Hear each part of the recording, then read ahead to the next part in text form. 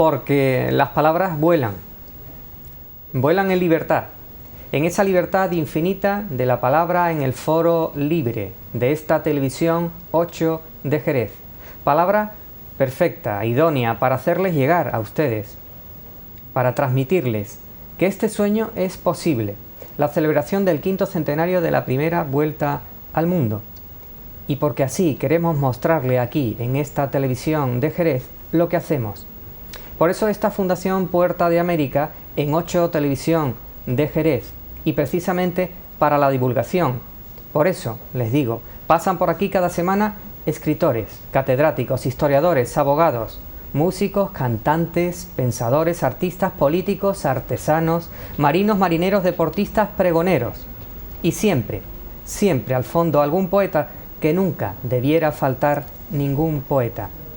Así seguiremos desde aquí, con esta responsabilidad con nuestros colaboradores de la televisión, los de la responsabilidad social corporativa, la que nos ayuda en nuestro hogar de cada día a bordo de nuestras naos que se llaman 8 Televisión Jerez y Fundación Puerta de América, porque muchas veces, muchos días y de muchos recibimos el mensaje de ánimo, de apoyo, la palmada en el hombro y el estímulo necesario para seguir, para que sigamos mensajeando, divulgando, hablando, así, de nuestras cosas históricas. Qué suerte de gente y qué compañeros de viaje, qué amable destino el destino diario de seguir haciendo camino a la verita de una charla como esta, de la tertulia, de la amistosa parada y cante, como decía el otro, a bordo de la alegría, y no con poca osadía, y también con una copa de vino. Buenas tardes, amigos de 8 Televisión Jerez y de la Fundación Puerta de América.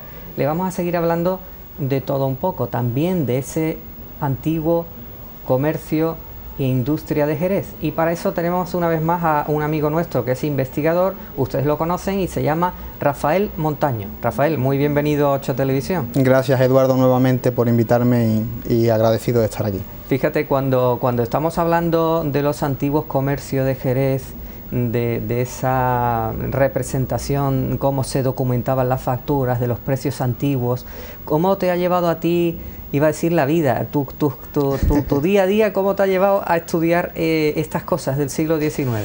Bueno, ya en el primer programa que tratamos sobre la historia de la vitivinicultura en el marco, también tocamos someramente pues el coleccionismo de etiquetas, ¿no? Creo que es un complemento más, ¿no?, del que estudia la publicidad, ¿no?, y la iconografía del siglo XIX, y eso evidentemente me abre esas ramificaciones, y en este caso lo que vemos aquí hoy son una de esas ramificaciones de ese tejido industrial, de ese tejido comercial, ¿no?, de Sanlúcar y de Jerez de finales y del siglo XIX, ¿no? Cuando vemos hoy las facturas, todos odiamos recibir una factura en nuestro correo, en nuestro email. Sin embargo, yo creo que tú pretendes que nos aficionemos a ver estas facturas antiguas como un mensaje artístico, poético, entrañable. ¿Eso por qué es así? ¿Por qué crees que va a ocurrir? Para mí estos son pequeños tesoros que han estado durante mucho tiempo perdidos, ¿no?, en este mundo que vivimos desaforado y acelerado.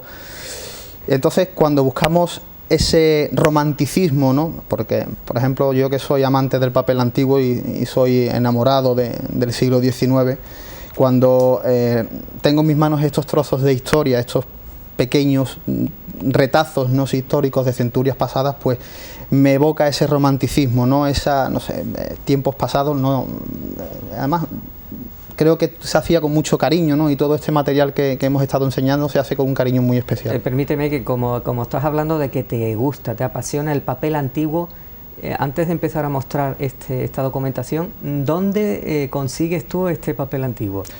¿Cuáles son tus fuentes de localización? ¿Cómo tratas con los poseedores? ¿Eso cómo se lleva a cabo? Bueno, evidentemente esto es una tarea ardua, ¿no? Siempre intentar de tener buenos contactos con libreros y con empresas del papel antiguas y gente que se dedica a la compra y venta de este tipo de material, libros antiguos, manuscritos, libros de comercio, y dentro de eso pues van apareciendo pues cartelería, y en este caso pues esto que vamos a enseñar hoy, que es, bueno, son algunas facturas que he traído es una gota de agua en el océano industrial del Jerez del 19 y de Sanlúcar del 19. Qué bonito, el océano industrial del Jerez antiguo. Mira, esta litografía jerezana, si te parece, si la quieres mostrar a nuestros amigos de 8 Televisión.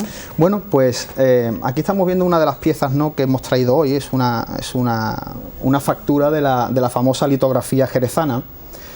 Bueno, y es una empresa que se dedicaba, pues como su nombre dice, a la fabricación, en este caso, de litografías, de cromos publicitarios, etiquetas de vino, cartelería, todo lo que tenga que ver con la publicidad del 19, ¿no? Ellos mismos hacen un alarde magnífico de publicidad, ¿no?, como podemos ver, con este magnífico grabado donde bueno, pues se muestran las máquinas antiguas y se muestra la catedral y diversas bodegas. Y estos señores pues estaban en la calle Vicario 14, 16 y 18, se encontraban también en la calle Campillo 2 y 4, y estaban fundadas en 1879.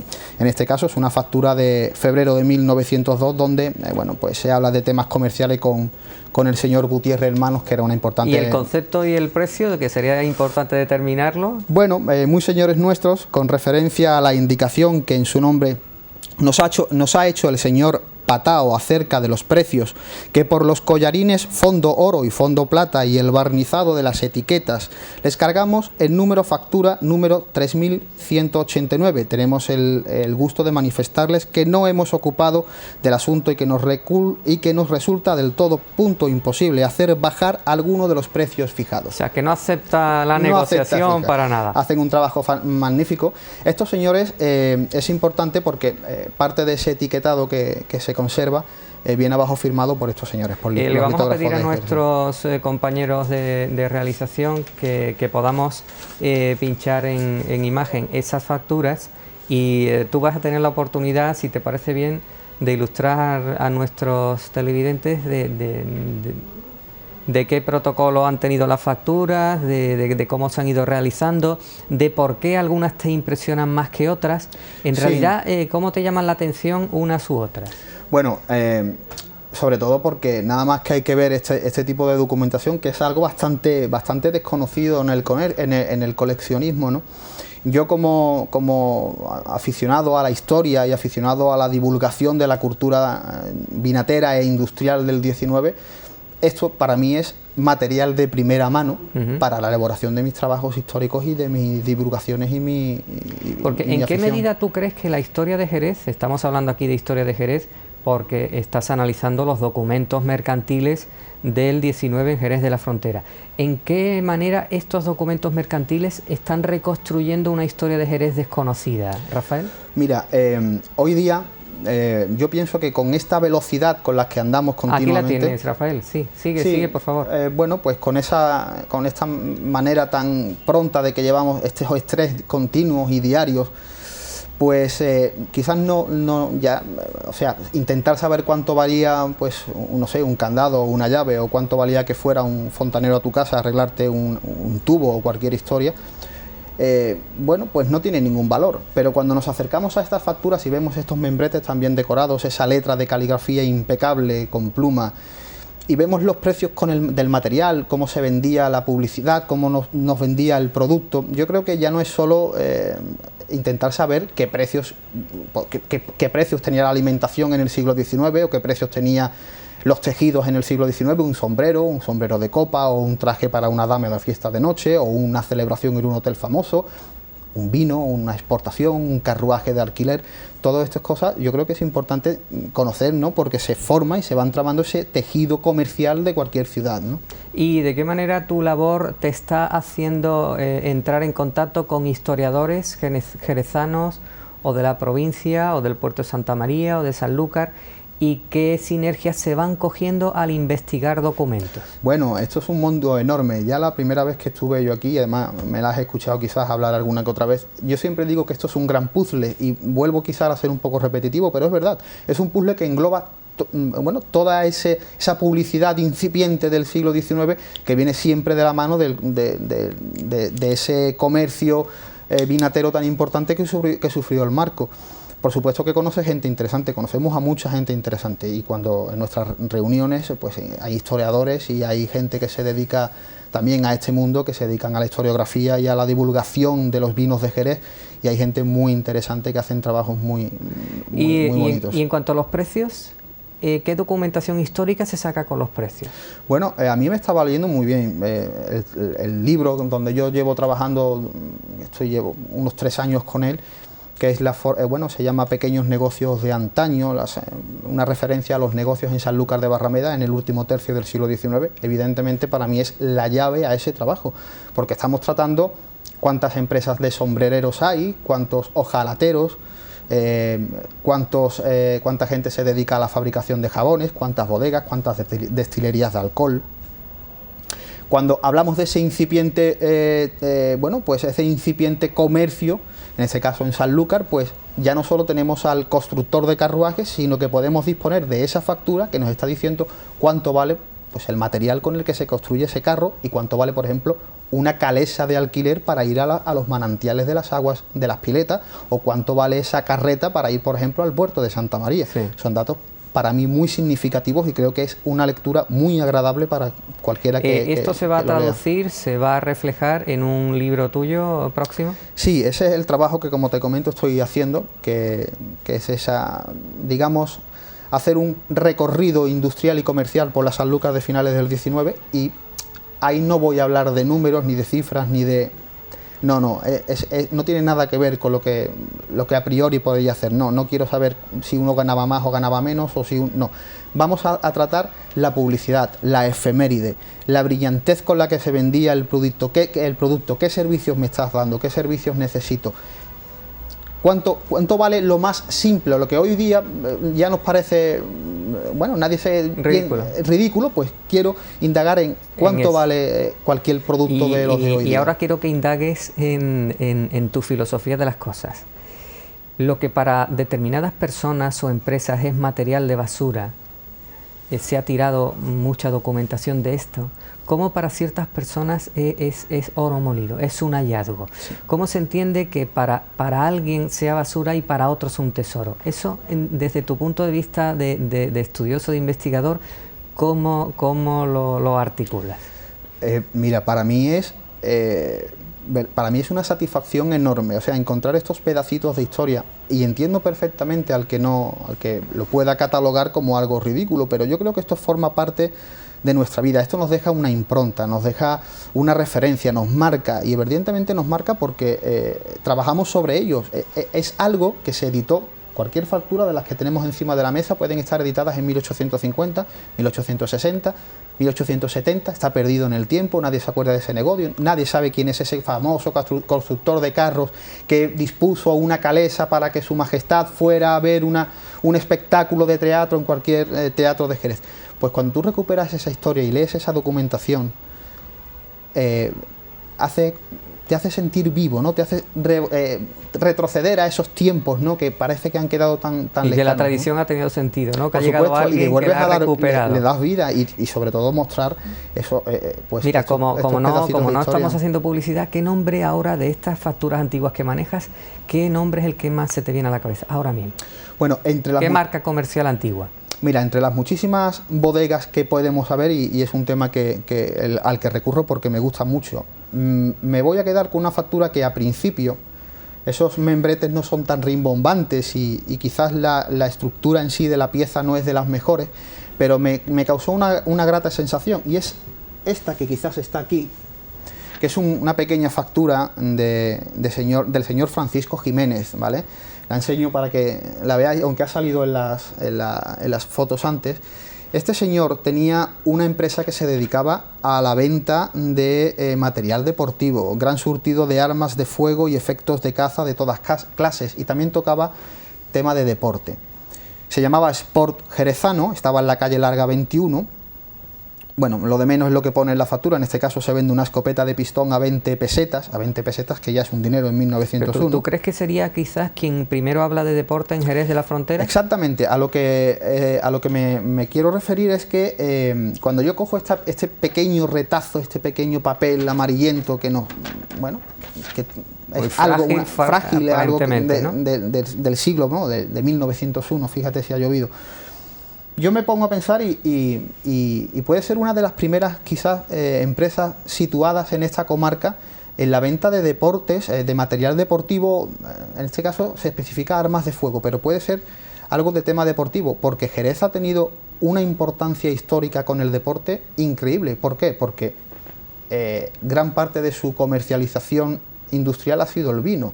Sí. Lo hemos tratado, sabemos que desde tiempos Jerez ha sido importante productora, almacenista y exportadora de vinos generosos, sobre todo en el siglo XIX, que es cuando explota esta vitivinicultura y se hace grande muchísimas empresas. Entonces, hay una relación muy interesante, porque Jerez puede llevar por bandera la honra de ser la ciudad que ha traído y que ha consolidado muchos de los deportes que hoy día conocemos en España. Vamos a ser más atrevidos. ¿Tú tendrías información para demostrar si, por ejemplo, el fútbol comenzó en España por Jerez de la Frontera antes que por Huelva? Bueno, es un tema es un tema complicado, estamos amigo. en Jerez y yo creo que hay que dar Sí. ilusiones y hay que dar elementos de investigación en qué tenemos... Bueno, aquí ya ha habido importantes historiadores y divulgadores de la cultura jerezana que ya han tocado este tema, no es un tema nuevo, ¿no? Las primeras referencias que tenemos nosotros del fútbol, quizás en Andalucía, pues las tenemos con la Río Tinto Company, ¿no? Que se establece pues en las minas, a la extracción de los minerales en Huelva, y claro, pues estos ingleses, pues evidentemente se traen de allí el fútbol.